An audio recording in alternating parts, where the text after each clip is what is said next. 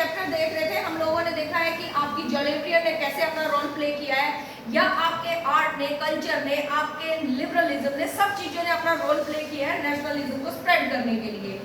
जिस टाइम ये सारी फीलिंग्स बहुत ज्यादा एक्टिव थी, कहीं लिबरलिज्म एक्टिव था, कहीं ज्योग्राफियर के ऊपर स्ट्रेस दिया गया था, उसी टाइम पे एक फेज आया, फेज को नाम दिया गया रोमांटिसिज्म। रोमांटिसिज्म एक ऐसा फेज था जिस टाइम आपको बोला गया सिर्फ वॉर्स ही आपकी कंट्री की बिल्डिंग में काम नहीं करते, नेशन बिल्डिंग का काम सिर्फ वॉर्स के थ्रू ही नहीं होगा, आप थ्रू आर्ट, म्यूजिक, कल्चर के थ्रू भी अपनी नेशनलिज्म की फीलिंग को स्प्रेड कर सकते हो। जिस टाइम इस फीलिंग की बात हुई तो उस टाइम हम लोगों ने ग्लोरीफाई किया सब फीलिंग्स को, इमोशंस को, आप सब चीजों को ग्लोरीफाई कर दिया और नेग्लेक्ट किया है, डिनाई किया है जब साइंस, लॉजिक और रीजन की बात हुई। जिस टाइम ये चीजें एक्टिव हुई थी आपके यूरोप के अंदर, उस पूरे फेज को नाम दिया था रोमांटिसिज्म। रोमांटिसिज्म को स्प्रेड करने के लिए हम लोगों ने पूरी एनसीईआरटी से 4 एग्जांपल लिए हैं, उसमें 2 जर्मनी के एग्जांपल होंगे और 2 आपके पोलैंड के एग्जांपल होंगे। 1815 के बाद, ट्रीटी ऑफ वियना के बाद हम लोगों ने देखा है कि जर्मनी को 2 पार्ट्स में डिवाइड कर दिया था।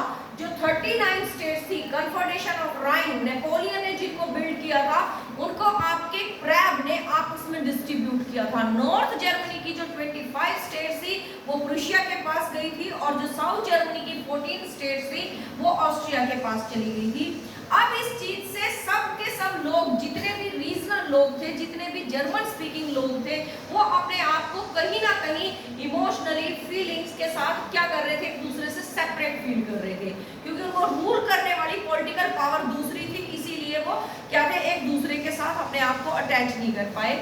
Grim brothers important role play करते हैं, दोनों ही लॉ ग्रेजुएट ब्रदर थे।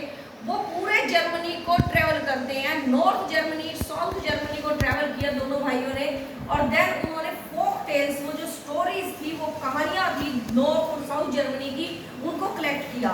देन स्टडी किया। स्टडी करने के बाद पता चला है कि जो नॉर्थ जर्मनी के लोग अपने बच्चों को स्टोरी सुनाते हैं, या जो फ्रेजेस वहाँ कॉमन है, जो मुहावरे वहाँ कॉमन थे, वही नॉर्थ जर्मनी में भी थे।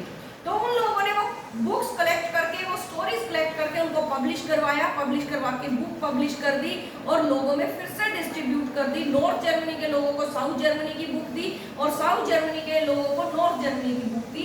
इस चीज से उन लोगों ने नेशनलिज्म की फीलिंग को स्प्रेड किया, और नेशनलिज्म की फीलिंग क्या कि हम सब लोग एक ही हैं, ऑल जर्मन स्पीकिंग पीपल क्या है, वो एक है, चाहे हम लोगों को पॉलिटिकली कोई भी रूल कर रहा है, बट इमोशनली हम लोग सब यूनाइट है। दूसरा एग्जांपल हम लोगों ने लिया जर्मन से ही, एक जर्मन फिलोसोफर थे योहान गॉटफ्राइड हर्डर। उन्होंने क्लेम किया था कि आपके फोक्सजिस्ट की बिल्डिंग का काम कौन करेगा, दास फोक करेंगे, यानी आपके दास फोक कौन, आपके कॉमन पीपल, और फोक्सजिस्ट क्या था, आपकी नेशन बिल्डिंग का काम, कि ये सारा काम किसने किया, आपके कॉमन पीपल ने।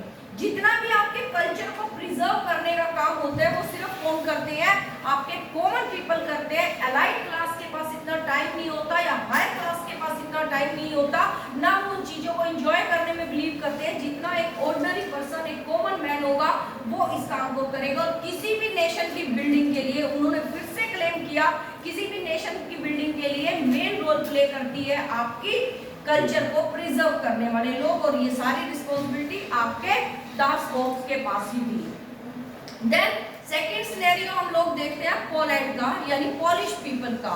यहाँ हम लोगों ने देख लिया कि उन्होंने फोक टेल से या फिर अपने कल्चर को प्रिजर्व करके नेशनलिज्म की फीलिंग स्प्रेड की।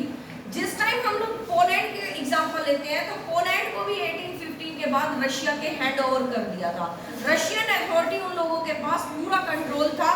वहां पर 2 लोगों ने काम किया, एक बिशप। बिशप क्या होता है, रशिया के अंदर बिशप वर्ड यूज होता है आपके क्लर्जी के लिए, प्रिस्ट के लिए।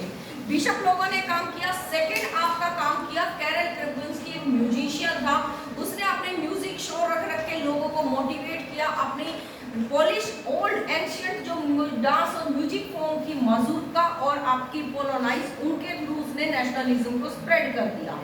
दूसरी साइड आपके बिशप्स ने क्या किया, जब रशियन अथॉरिटी ने बैन कर दिया पोलिश लैंग्वेज के ऊपर, तो उसने अपनी लैंग्वेज को ही वेपन लिया। 1831 से वो लोग काम करना स्टार्ट किया, और उन लोगों ने अपनी जितनी भी चर्चेस की प्रेयर थी, स्पीचेस थी, वो सब पोलिश लैंग्वेज में दिए।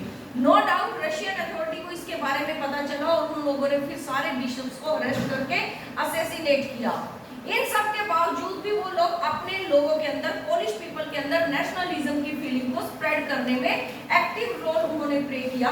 अगर इस चीज को हम इंडिया के साथ कंपेयर करते हैं, इंडिया के अंदर भी हम लोग देखते हैं महाराणा सांगा की अगर जिस टाइम हम बात करते हैं, उनकी ब्रेवरी की बात करते हैं, लोगों को मोटिवेट करते हैं। भगत सिंह की जब स्टोरी सुनाई जाती है तो उस चीज से हम लोग मोटिवेट होते हैं, कंट्री के लिए नेशनलिज्म की फीलिंग स्प्रेड होती है।